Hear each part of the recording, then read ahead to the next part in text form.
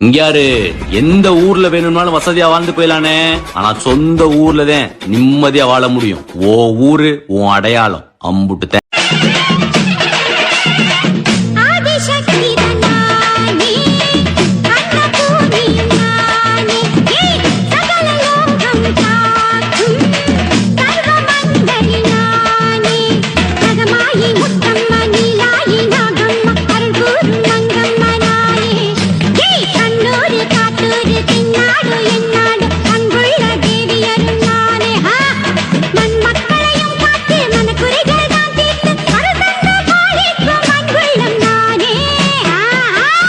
எல்லாருக்கும் என்னாலும்